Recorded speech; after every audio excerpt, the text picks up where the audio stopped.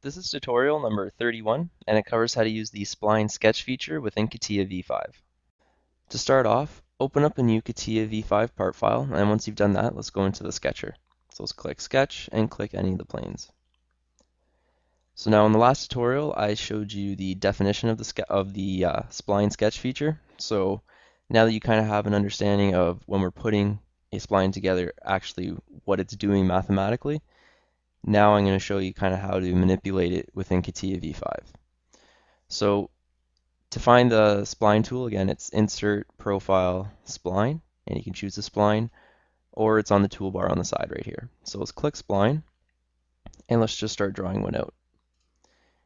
Now, in Catia, say I've drawn this spline, and now I want to close it. All you have to do is right-click and click Close Spline, and then it's going to close your spline profile.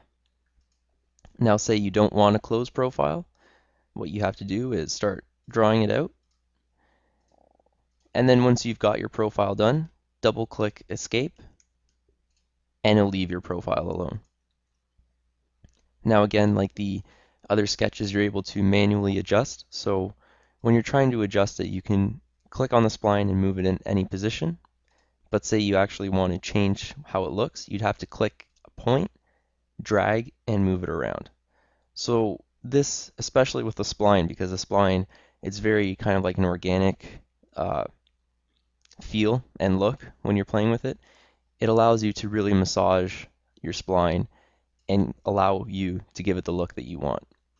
So you're able to do it to just the profile, or you can do it to a complete sketch such as this.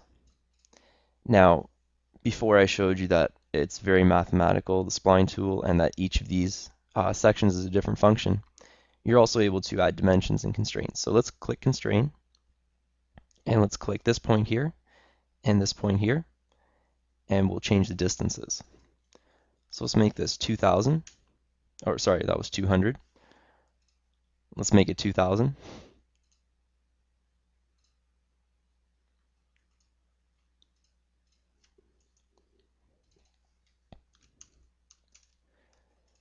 And you can see that we can add dimensions and kind of constrain where these points are relative to one another. So we'll make another one there, and we'll make these 1000 apart. So by adding these dimensions, you're actually able to really hone in and develop your spline to either if you have a mathematical model of what the spline should look like, or just to kind of define these points. And that concludes our tutorial on how to use the Spline sketch tool within Catia v5.